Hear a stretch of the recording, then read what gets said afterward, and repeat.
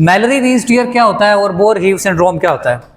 मैलरी-वीज tier और bore heave syndrome दोनों same चीज़ें हैं, लेकिन इनमें अच्छा खासा फ़र्क है और इनके डायग्नोसिस में अच्छे खासे पॉइंट्स हैं जो फ़र्क है। मैलरी-वीज टीयर क्रॉनिक अल्कोहलिक देगा आपको एग्जाम में कि क्रॉनिक अल्कोहलिक है, या एक ही अल्कोहल का एपिसोड अल्कोहलिज्म का हुआ, उसको सेवियर वॉमिटिंग के बाउट्स आए हैं, सेवियर रैचिंग हुई है, और जो एसोफेगस है, एसोफेगस के अंदर उसकी जो इंटरनल म्यूकोजा है, उसकी म्यूकोजा के अंदर रेंट आया और वो ब्लीड करनी शुरू हो गई है। अब जब एसोफेगस के अंदर ब्लड आया, इसमें और उसमें फ़र्क क्या है बोर हीव में और इसके अंदर? इसकी जो रेंट है म्यूकोजा, वो सिर्फ म्यूकोजा और सब म्यूकोजा तक है।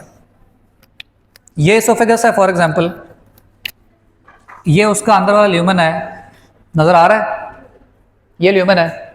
जो मैलरी-वीज टीयर है उसमें जो इंजरी है वो सिर्फ म्यूकोजा और सब म्यूकोजा तक है। अब ये ब्लीड करेगा अंदर ल्यूमन के अंदर।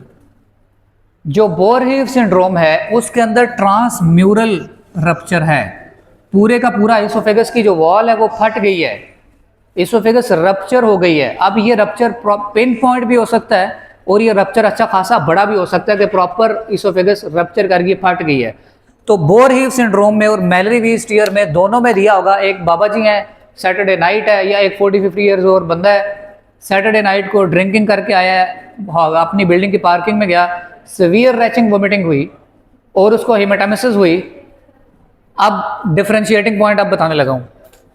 एक बंदा आपके पास प्रेजेंट किया है, ब्लड आ रहा है वोमिटिंग में और वो शॉक में है, उसका बीपी फॉल कर रहा है, और दूसरा वाइटली स्टेबल है। जो शॉक में है वो कौन सा है? वो बोर हीव सिंड्रोम वाला है। इसमें शॉक आ रहा होगा पेशेंट को, क्योंकि ट्रांसम्यूरल, इसमें परफोरेशन कैसी है?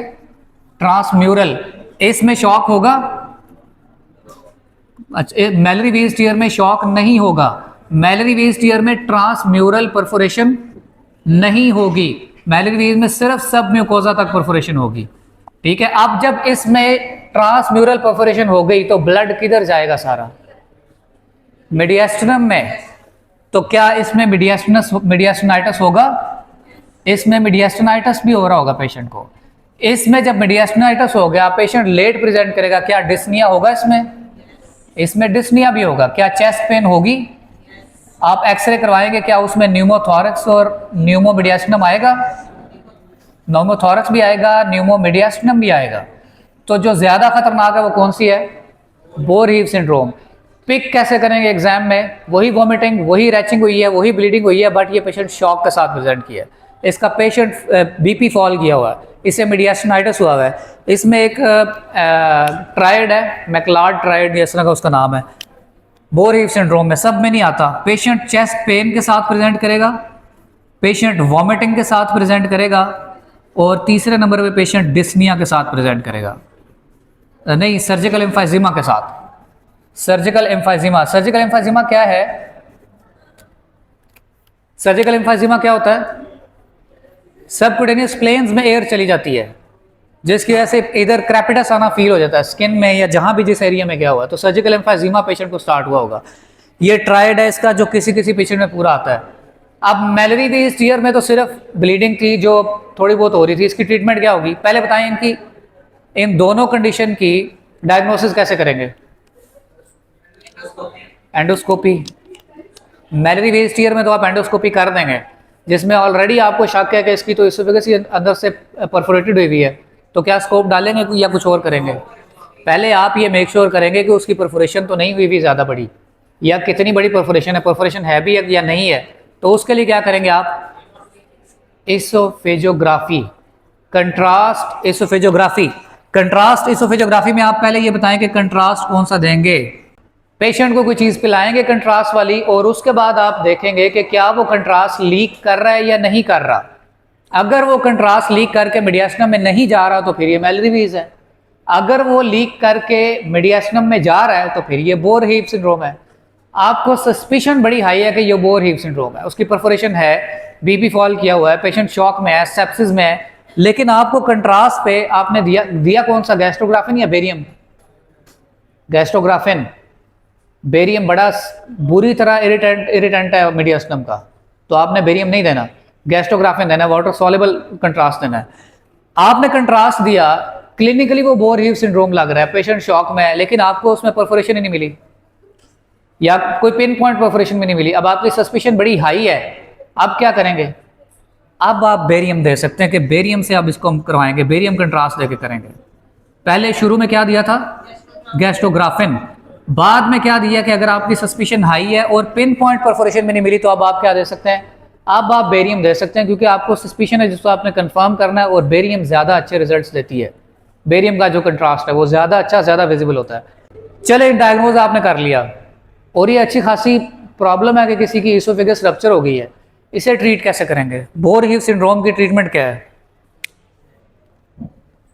आपके पास पेशेंट आया, पेशेंट को मीडियास्टिनाइटिस है, पेशेंट को सेप्सिस है, पेशेंट शॉक में है, मरने वाला हुआ है, इमरजेंसी में आया, क्या करेंगे?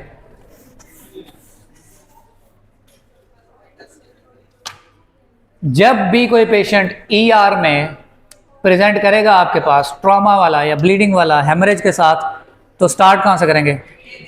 ABCD या ATLS प्रोटोकॉल के साथ। तो एयरवे, पहले तो आपने उसको रिससिटेट करना है, उसे आउट ऑफ शॉक करना है। सबसे पहले आपने उसे रिससिटेट करना है। चले जी, रिससिटेट कर लिया हमने उसे ब्लड भी लगा दिए, हमने उसे IV फ्लूइड भी लगा दिया, प्लेटलेट्स रिक्वायर्ड थे वो भी लगा दिए, FFPs की जरूरत थी वो भी हमने उसे ट्रांसफ्यूज कर दिए। मसला अभी भी उधर का उधर ही है, उसकी इसोफेगस में अच्छा खासा बड़ा रेंट आया हुआ है। अब इस इसोफेगस को कैसे ट्रीट करेंगे? नंबर 1 याद रखें कि इसोफेगस के अंदर परफोरेशन हुई है, क्या ऊपर से पानी या फूड उसे पिलाते रहेंगे? NPO कर देंगे आप उसको, नंबर 1। नंबर 2, आपका जो गोल है वो गोल क्या होना चाहिए? आपका गोल है इसोफेजियल डाइवर्जन, कि मैंने फूड को और सलाइवा को यहाँ से डाइवर्ट करना है और नीचे पहुँचाना है यहाँ तक, या इससे आगे आइलियम में या जुजनम में। क्या 1-2 मेथड्स हैं जिनसे हम इसोफेजियल डाइवर्जन कर सकते हैं? इस परफोरेशन को डाइवर्ट करना है फिलहाल, इसे हम रिपेयर नहीं कर रहे, रिपेयर बाद में करते फिरेंगे। इसे डाइवर्ट कैसे करेंगे? पहले तो ये बताएं कि क्या इसकी सर्जरी पॉसिबल है, इसका डायरेक्ट रिपेयर? अगर patient with in 24 hours present करता है, अगर पेशेंट को सीवियर मीडियास्टिनाइटिस नहीं है, अगर पेशेंट ज़्यादा शॉक में नहीं है, तो अब ये पेशेंट एक आइडियल कैंडिडेट है कि इसका प्राइमरी रिपेयर कर दिया जाए, जल्दी प्रेजेंट कर गया। अगर पेशेंट में ये चीज़ें आ रही हैं, वो 24 आवर्स से लेट है, मीडियास्टिनाइटिस है, शॉक के साथ प्रेजेंट कर रहा है, अब इसका रिपेयर नहीं कर सकते, रिपेयर कट थ्रू कर जाएगा, गिव वे कर जाएगा। अब हमने क्या करना है? Oesophageal diversion. मैं क्या कर सकता हूँ इसोफेजियल डाइवर्जन के लिए? पहली चीज़ जो आप कर सकते हैं, आपने याद रखनी है, पहली चीज़ है आपके पास सर्वाइकल इसोफेजोस्टमी। जैसे आप आइलियोस्टमी करते हैं ना, आप करते हैं आइलियोस्टमी बना देते हैं, आप जिजिनोस्टमी बना देते हैं, कोलोस्टमी बना देते हैं, गर्दन में, नेक में, राइट साइड के ऊपर इसोफेगस को, प्रॉक्सिमल इसोफेगस को बाहर निकाल देते हैं। तो अब जो सलाइवा वगैरह वो किधर जाएगा? यहाँ से बाहर आता जाएगा, बैग में आता जाएगा। डिस्टल इसोफेगस को आपने छोड़ दिया है। आगे क्या करूँगा मैं? दूसरी चीज़ क्या कर सकता हूँ मैं? क्या इसके अंदर मैं बाहर से कोई ट्यूब पास कर सकता हूँ? गैस्ट्रोस्टमी ट्यूब, तो मैं इसकी गैस्ट्रोस्टमी कर सकता हूँ। क्या जोजनम के अंदर मैं कोई ट्यूब पास कर सकता हूँ? फीडिंग जोजनोस्टमी, इसकी जोजनोस्टमी कर दी। तो मैंने इन 2 कामों से, तीसरा यहाँ से अगर मैंने इसको बाहर निकाल दिया, 3 तरह से डाइवर्ट किया। सर्वाइकल इसोफेजोस्टमी, इसोफेगस गर्दन से बाहर निकाल दी, प्रॉक्सिमल, इसके अंदर ट्यूब डाल दी, जोजनम के अंदर ट्यूब डाल दी, तीनों तरह से मैंने इस एरिया को डाइवर्ट कर दिया। लेकिन क्या ये इसका सही हल है या टेम्पररी हल है? टेम्पररी हल है। इन दोनों में से क्या सूटेबल है? आप जो डाइवर्जन है कौन सी सूटेबल है? गैस्ट्रो वाले हाथ खड़ा करें जरा, गैस्ट्रोस्टमी ट्यूब वाले और फीडिंग जोजनोस्टमी वाले। अच्छा, अगर, very good, feeding jejunostomy is better. क्यों नहीं? फीडिंग जोजनोस्टमी इसलिए बेहतर है कि जब हमने कल को इसका रिपेयर करना है, अब मैं इसको इसकी, अच्छा अब इसकी आ जाए परमानेंट हल की तरफ, किसको आप डेफिनेटिव ट्रीटमेंट क्या होगी इसकी? डेफिनेटिव ट्रीटमेंट में हमने ये करना है कि ये पोर्शन हमने रिजेक्ट कर देना है, इसकी डिस्टल इसोफेजेक्टमी कर देनी है, और जो प्रॉक्सिमल इसोफेगस है उसके साथ हमने स्टमक को ला के, स्टमक की ट्यूब बना के हमने स्टमक को ऊपर ले जाना है और स्टमक का यहाँ एनास्टोमोसिस करना है। ठीक है, तो जब आपने स्टमक पुल अप किया, this is called gastric pull up. जब ये पेशेंट आया था, जब ये पेशेंट हमारे पास प्रेजेंट किया था, जिसकी एसोफेगस की परफोरेशन थी, या जिसका इसोफेगस का ट्यूमर था, मेरे जहन में ये था कि मुझे गैस्ट्रिक पुल अप करना पड़ेगा आज से 1 महीने बाद या आज से 2 हफ्ते बाद। दिस इज़ द रीज़न मैंने स्टमक ट्यूब पास नहीं की, कि मैं इस स्टमक की जब मैंने ट्यूब बना के ऊपर लानी है तो इसकी वॉल मैं ऑलरेडी इन्फ्लेम कर दूँ, ख़राब कर दूँ, तो मैं एनास्टोमोसिस किससे बनाऊँगा। तो जब आप इसोफेगस के ट्यूमर आएंगे आपके पास, डिस्टल इसोफेगस के, प्रॉक्सिमल इसोफेगस के, तो जब भी डाइवर्जन करनी है आपने याद रखना है कि हमने गैस्ट्रोस्टमी नहीं करनी, क्या करनी है, फीडिंग जिजोनोस्टमी करनी है। इस बैग को तो हमने यूज़ करना है, इसका पुल अप करके इसको तो इसोफेगस बनाना है। तो इसमें पहले ही आपने सुराख किए हुए, वहाँ इन्फ्लेमेशन किया हुआ है, उसे ख़राब किया हुआ है। तो ये वो रीज़न है जिसकी वजह से गैस्ट्रोस्टमी ट्यूब पास नहीं करेंगे। तो आपके पास डेफिनेटिव ट्रीटमेंट क्या आएगी, डिस्टल इसोफेजेक्टमी। नंबर 1 याद रखें, डिस्टल इसोफेजेक्टमी आ जाएगी आपके पास, distal oesophagectomy plus gastric pull up.